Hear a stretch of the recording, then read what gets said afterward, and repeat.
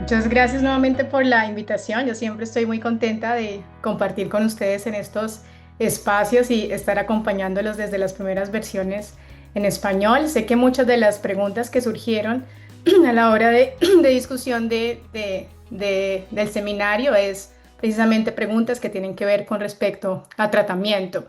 Entonces haré lo mejor que esté a mi alcance para tratar no solamente de hablar de aquellas estrategias nuevas farmacológicas que tenemos en la mano, sino también qué datos tenemos sobre esos medicamentos, usualmente estos monoclonales, que si bien llevan de pronto una evidencia un poco más avanzada en otros países, estoy de acuerdo con ustedes que en Latinoamérica y muy probablemente también en Europa son los que todavía utilizamos de primera línea y con los que nos va bastante bien.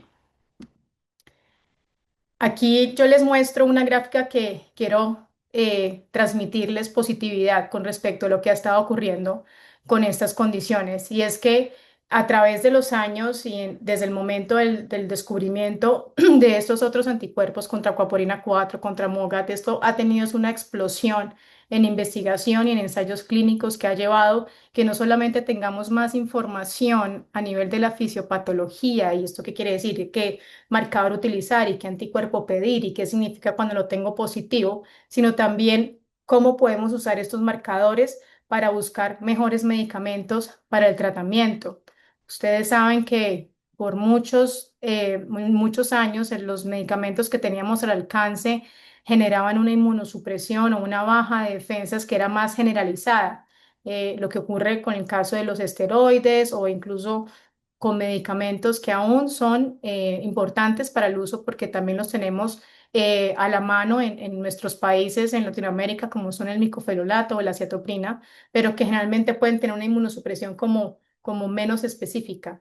Lo que ocurre con estos otros monoclonales es que buscamos que esta inmunosupresión sea un poquito más guiada y es aquí donde hemos visto el aumento también en las publicaciones y en la información que tenemos. Hablo predominantemente del espectro de neuromielitis óptica porque hasta hace muy poco ese MOC también era parte de este espectro de neuromielitis óptica y miren cómo estos artículos han crecido de forma exponencial en los diferentes años. Países como Estados Unidos, Alemania, también sabemos que China también tiene muchos de los ensayos clínicos que se están publicando con respecto a estas terapias novedosas.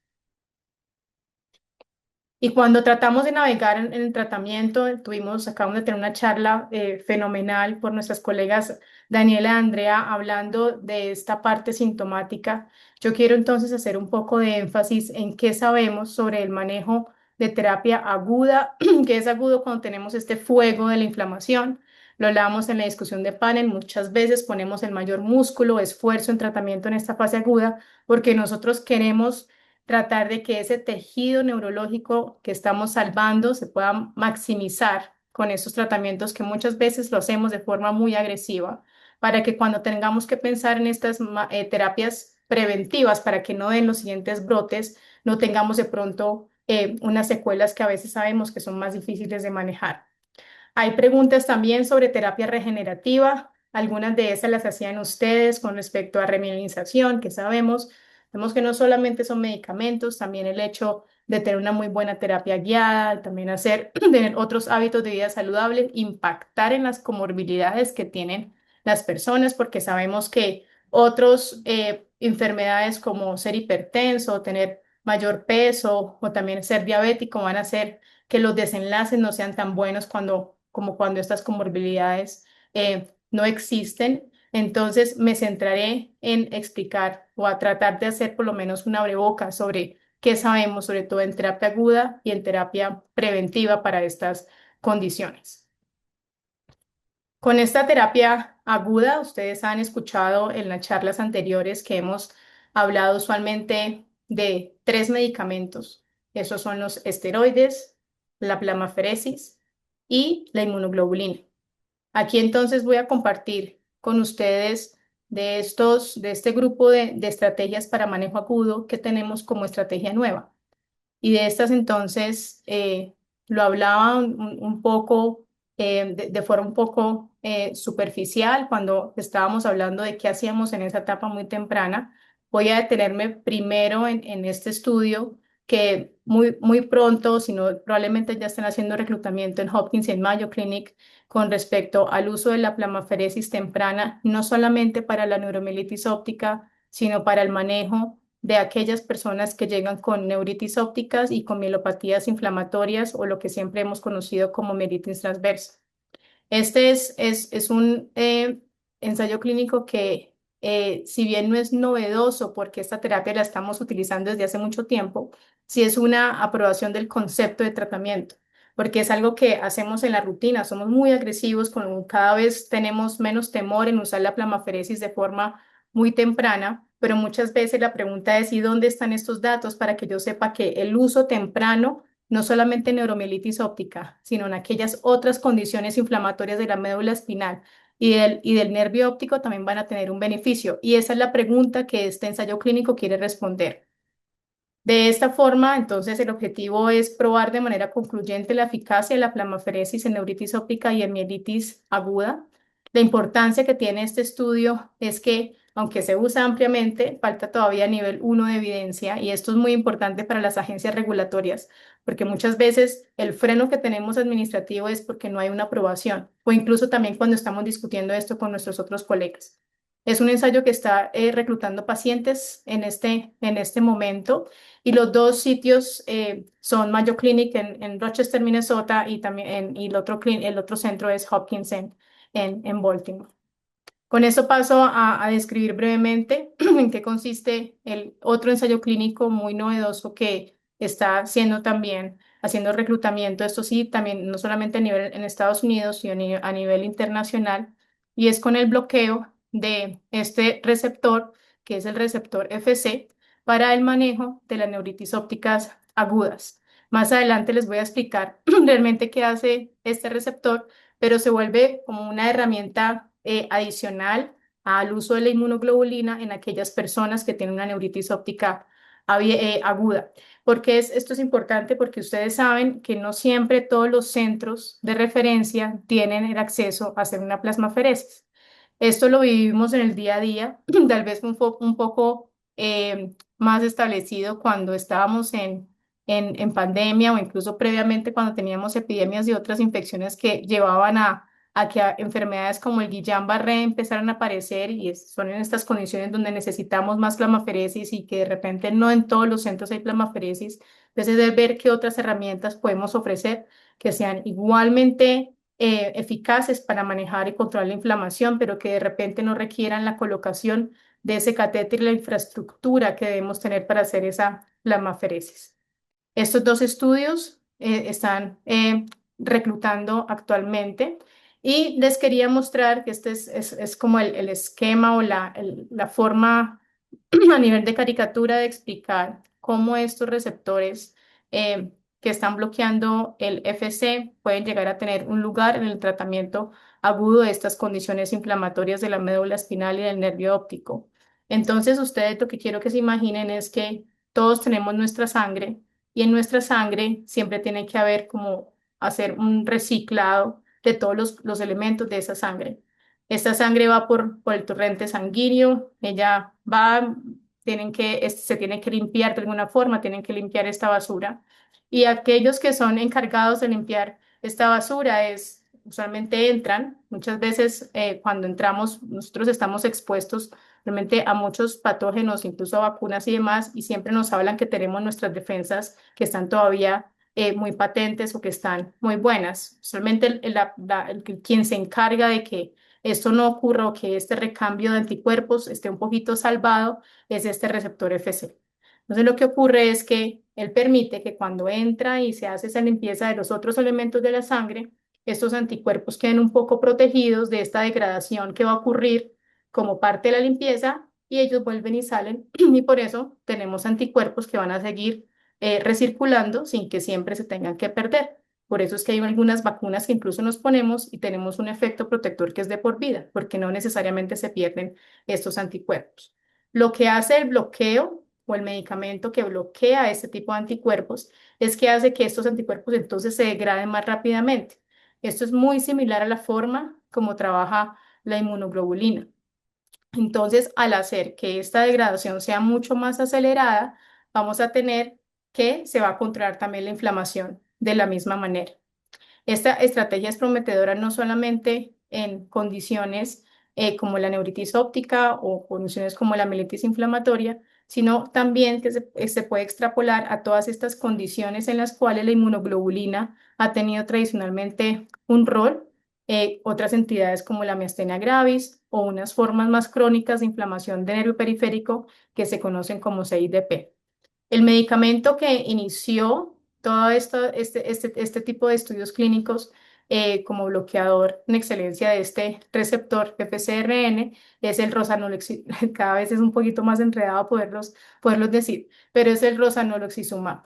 Este es el pionero. Hay otros que también están haciendo lo mismo y van a variar, es dependiendo de la industria o la compañía que los esté produciendo. Otra de las preguntas que ustedes hacían era cuál es el medicamento que tienen que llegar a hacer o cuál es la mejor elección cuando están tratando de bloquearme estos monoclonales, sobre todo cuando tenemos enfermedades que son del espectro de neuromielitis óptica. Esto es un cartoon donde les muestran el punto de acción de los diferentes monoclonales. Digamos, la primera evidencia nace sobre el bloqueo de estas células CD20 de estas células B, por eso tenemos que la mayoría de experiencia y los datos más robustos en cuanto a registros y demás sean con medicamentos como el rituximab, pero hemos aprendido también cómo no necesariamente se bloquea con rituximab, sino hay medicamentos también muy similares que pueden llegar a bloquear esa célula B en diferentes puntos de su maduración y que pueden ser también muy eficaces para el manejo de la enfermedad. Es el caso de medicamentos como el inebilizumab o medicamentos que se utilizan en esclerosis múltiple, por lo menos como el ofatumumab o incluso medicamentos como el ulitiximab. Un candidato o uno de estos roles protagonistas en la cascada inflamatoria, sobre todo en personas con neuromielitis óptica que son acuaporina 4 positivo, es el complemento. Y son los medicamentos que bloquean este complemento, aquellos que han tenido también auge en los años previos, que han tenido también ya ensayos clínicos que son exitosos y en los cuales tenemos ya una aprobación para el uso no solamente en FDA, aquí en Colombia y en muchos otros países, para el uso en condiciones como neuromielitis óptica seropositiva, sobre todo cuando han sido refractarias al tratamiento convencional. Y es aquí cuando van a ustedes a escuchar nombres como el eculizumab o el ravulizumab, que son inhibidores del complemento. Hay inhibidores del complemento o de algunas de las subseries del complemento que también vienen en estudio, algunos de ellos también socializados en ECTRIMS en el pasado octubre en Barcelona, por lo cual esto simplemente es para dar un mensaje siempre de mucha positividad y aliento, porque no solamente tenemos un solo mecanismo de acción, sino que cada vez tenemos más moléculas que están no solamente teniendo buenos resultados a nivel clínico, sino también a nivel grande de perfiles de seguridad, por ejemplo, que es lo que hacemos seguimiento también en el tiempo. Viene el otro grupo de medicamentos que son los bloqueadores de la interleuquina 6, ya sea su receptor o directamente la interleuquina. Aquí los que ustedes más conocen son el satralizumab y el tocilizumab. El tocilizumab porque lo veníamos utilizando desde tiempo atrás. Ustedes muy bien escucharon también en el momento de la discusión como la doctora Tenenbaum hablaba de su experiencia incluso en pacientes pediátricos, donde sabemos que es un medicamento que también actúa rápidamente.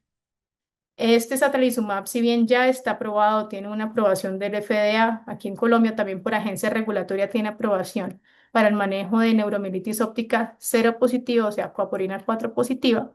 Tiene estudios adicionales que van en curso en Estados Unidos, sobre todo para diferenciar la dosis, porque ya sabíamos que en eventos previos o en ensayos clínicos previos, a veces algunas de las acciones o respuestas del medicamento sí tenían que ver con la cantidad de dosis que estábamos utilizando. Y es por eso que en este momento, a nivel de neuromielitis óptica coprina 4 positiva, si hay un ensayo clínico que está en curso para determinar si la dosis de ese satralizumab en aquellas personas que pesan más de 100 kilos debería ser la misma o si se requiere el uso de una dosis más elevada en aquel grupo de pacientes. Con esto entonces les hablo de ¿Cuál es la nueva frontera que se abre sobre todo para MOG? O sea, nos desprendemos un poco de esa neuromielitis óptica seropositiva para acuaporina 4. Tenemos lo que previamente conocíamos como enfermedad del espectro, pero ya la sacamos un poco más porque sabemos que cuando tenemos estos anticuerpos anti-MOG ya tenemos casi que una entidad por separado y son estos dos ensayos clínicos que vienen de la mano, no ya hablando de manejo agudo, sino también para manejo preventivo. Son entonces el COSMOC y también el Meteoroid. El COSMOC es nuevamente, como les hablaba, de este bloqueador de este receptor FC para evaluar si no solamente nos puede ayudar en esa fase aguda para de alguna forma hacer lo mismo que estaríamos haciendo con la inmunoglobulina, pero hacerlo desde un punto de vista un poco más guiado hacia la inhibición de ese receptor. Con eso entonces tenemos el medicamento que es el Rosanolixumab y el otro estudio que está también en este momento andando, que es el Metroid, es el que les mencionaba previamente. No es para neuromielitis óptica acuotina 4 positiva porque ahí sí ya lo tenemos muy bien en el radar y ya está muy bien establecido que es como tratamiento, sino es cómo lo podemos empezar a utilizar en aquellos personas con enfermedad anti-MOG. Estos dos estudios están reclutando en este momento. Tienen más de 80 puntos o sites a nivel mundial, lo cual va a permitir que tengamos bastante información con respecto a los diferentes tipos de raza y de pronto otros factores que puedan también impactar en cómo el rendimiento de estos medicamentos. Se espera que para el 2026 ya tengamos resultados de estos dos ensayos clínicos. Aquí, con respecto a los inhibidores de interleuquina 6, para repasar un poco por qué terminan siendo una herramienta tan potente en el manejo de estas otras condiciones neuroinmunológicas y hagan de cuenta que esa interleuquina 6 es como ese switch que nos prende ese sistema inmunológico. Entonces, es el que nos va a permitir que esa cascada siga, o sea, si a uno le pusieran una interleuquina 6 o una inyección de interleuquina 6, uno tendría una sensación como de gripa, como que se enferma mucho, empieza una cascada inflamatoria después de que se inyecta esta interleuquina y nosotros sabemos por los estudios que se han hecho, no solamente en modelo animal, sino también en personas con estas condiciones, que usualmente la interleuquina está bastante elevada en el líquido cefalorraquídeo. Esto no ocurre solamente con MOGA, eso incluso ocurre para nosotros, si bien el espacio no lo tuvimos para hablar de sarcoidosis, ocurre también en personas con sarcoidosis, ocurre también en personas con neuromielitis óptica que son acuoprina 4 positivas, entonces de ahí nace la oportunidad de hacer un tratamiento con estos medicamentos para tratar de manejar la inflamación en esta enfermedad. ¿Qué tenemos como evidencia clave? La interleuquina 6 es un potente mediador proinflamatorio. Una inyección de interleuquina 6 puede inducir fiebre, malestar general. Nosotros queremos es bloquearla. Se bloquea transitoriamente de tal forma que si la persona está expuesta a alguna otra antígeno, llamémoslo, alguna otra infección, él vuelve y se prende. Por eso creemos que también la parte de seguridad es un poco mejor que cuando tenemos el sistema un poco más depletado por estos otros monoclonales, sobre todo los anti-CD20. De tal forma que dentro de estos ensayos clínicos nuevos para MOGAD, tenemos una comparación directa de lo que estamos viendo con estas dos moléculas muy novedosas, con el mecanismo de acción que ya se los describí en las diapositivas previas. Tal vez cuál es la diferencia es en cuanto al rosazoximab, tenemos que es una infusión que se va a hacer subcutánea semanal mientras que el satralizumab estamos haciendo una inyección subcutánea que va a ser mensual. En cuanto al Cosmo, tenemos que la persona va a estar solamente con este medicamento, pero recordemos también que el target son aquellas personas que están con neuritis óptica, mientras que aquellos pacientes que se están reclutando para el Metroid con satralizumab, usualmente lo que permite es que tengan sus otros inmunosupresores, no los tengan que suspender. Si estaban con micofenonato, con prednisona o con acetoprina, los pueden llegar a continuar durante el ensayo clínico que quieren llegar a demostrar estos medicamentos que impactan en el número de recaídas que se están teniendo con esta condición. El mapa terapéutico en cuanto al espectro de neuromielitis óptica y MOC, siento que sigue cambiando con los años. Tenemos unos territorios cartografiados ya, como me gusta llamarlos. O sea, sabemos qué medicamentos ya nos sirven. Los inhibidores de complemento son muy efectivos para el manejo de estas condiciones. Tal vez uno de sus problemas no es tanto su perfil de seguridad, porque terminan siendo bastante seguros, se pueden incluso utilizar en el embarazo. Y como lo mencionábamos en la mañana, con un adecuado perfil de vacunación, estamos bastante seguros de que su uso puede ser monitorizado, pero hasta este momento también hay un impacto muy alto porque son medicamentos que son bastante costosos.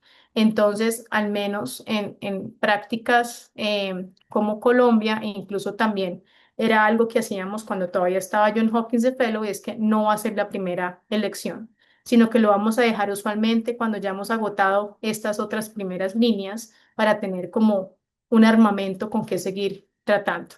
Entonces, inhibidores del complemento, el inebilizumab, que probablemente lo han escuchado con más frecuencia en los últimos años.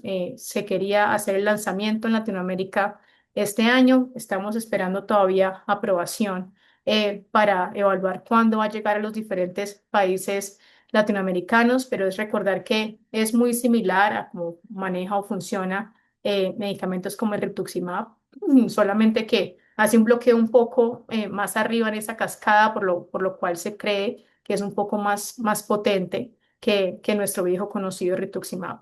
El satralizumab, también que lo conocemos, el receptor, el bloqueador del receptor interleuquina 6, y por supuesto el rituximab, que sigue siendo igual una primera línea de tratamiento. Es un medicamento en el cual nos sentimos muy cómodos formulando. Tenemos más de 30 años de experiencia, hemos aprendido a manejar también un perfil de seguridad adecuado. Sabemos incluso en ocasiones cómo podemos también disminuir la dosis, podemos hacer seguimiento de repoblación temprana si es el caso.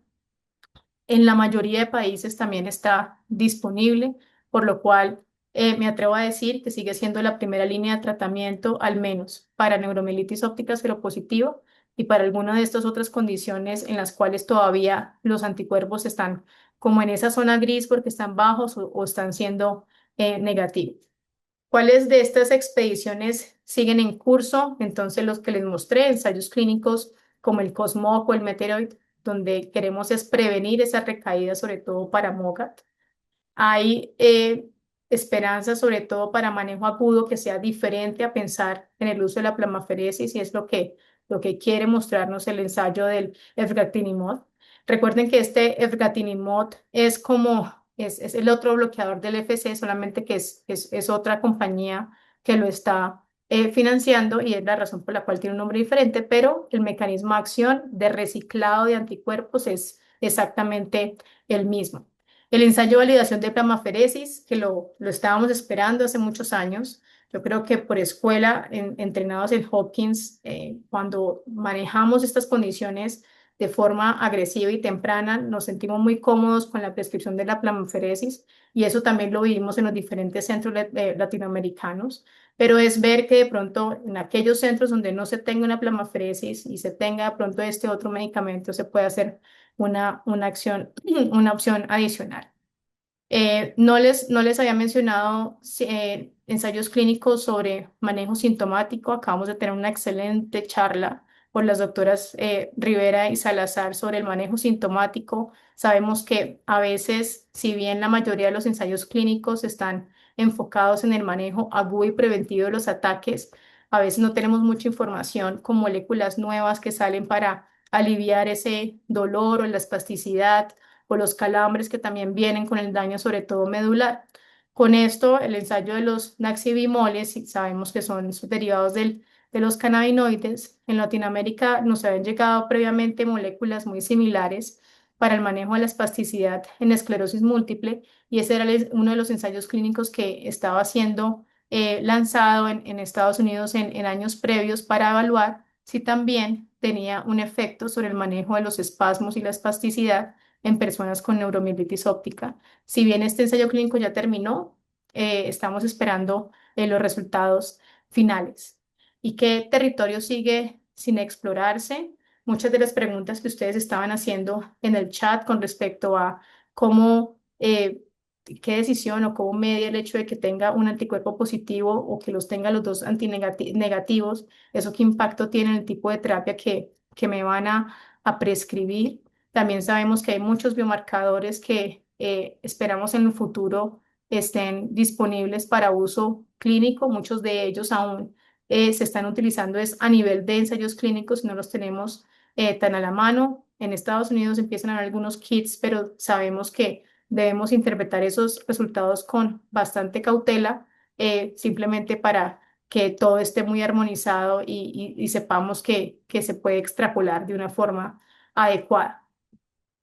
Y una de las otras muchas preguntas que sale siempre es con respecto a otras terapias celulares y que tenemos de datos en neuromielitis óptica, en espectro neuromielitis óptica y en MOG con estas células, terapias celulares que usualmente vemos como terapias mesenquimales o también trasplantes de células hematopoyéticas, pero yo siento que aquí el protagonista probablemente son las CAR T-cells, que es en lo que iremos aprendiendo mucho en estas décadas que van a venir de investigación en estas condiciones. Entonces, de estas terapias celulares emergentes para enfermedades del espectro neuromielitis óptica, sí tenemos información ya sobre esos ensayos clínicos que se hicieron con trasplante de células madres hematopoyéticas. Sabemos que de alguna forma hacemos como un reinicio de ese sistema inmunológico para eliminar esa respuesta inflamatoria defectuosa. ¿Qué ventaja principal tienen? Que logra remisiones por largo plazo en casos que son graves y refractarios. Probablemente esa ha sido una de las indicaciones. No es que lo utilicemos nunca a primera mano, al menos no en los centros donde la mayoría de nosotros nos formamos, sino que se dejan es para un caso que es muy refractario. ¿Por qué? Porque todavía hay riesgos asociados pues a la inmunosupresión severa, a la que se lleva con la ablación de estas células. Los diferentes centros que las están ofreciendo pues, cada vez más se han vuelto muy rigurosos con el tipo de tratamiento y preparación. Hay que tener mucho cuidado con este tipo de terapias de células de trasplante de madres, de trasplante de células madres hematopoyéticas, porque muchas veces uno no sabe el centro que la está ofreciendo si tiene la experiencia para llegar a hacer el procedimiento. Y son tratamientos que tienen que ser hechos no solamente que el equipo tenga un gran conocimiento, sino que también tengan la estructura y la infraestructura para evitar las complicaciones que se pueden dar, sobre todo por complicaciones infecciosas y demás. Con respecto al trasplante de células madre mesenquimales, de esto hemos tenido la oportunidad de escuchar ensayos clínicos, sobre todo, o extrapolados, sobre todo de esclerosis múltiple. Si bien hay algunos ensayos clínicos, todavía tenemos muchos huecos en entender cuál es el efecto que ellas tienen a nivel a largo plazo, ¿sí? Tenemos ensayos que son muy corticos, tenemos 6 meses donde de pronto la discapacidad vemos que no se fue para atrás o no tenemos mayor ganancia de discapacidad, pero aún no tenemos datos sobre cuál es el impacto que va a tener como a más largo plazo. Y las terceras protagonistas, son las que probablemente los neuroinmunólogos tenemos mayor punto de atención porque creemos que sí están dando unos resultados que son bastante satisfactorios. Estos primeros resultados los tenemos en esclerosis múltiple, sobre todo, que es donde tenemos ahorita también información que es un poquito más robusta, son las CAR T-cells. Y estas CAR T-cells hagan de cuenta que son celulitas que cogen de la misma persona, las entrenan y hacen que vayan y busquen unas células específicas que son las que van a ir a destruir.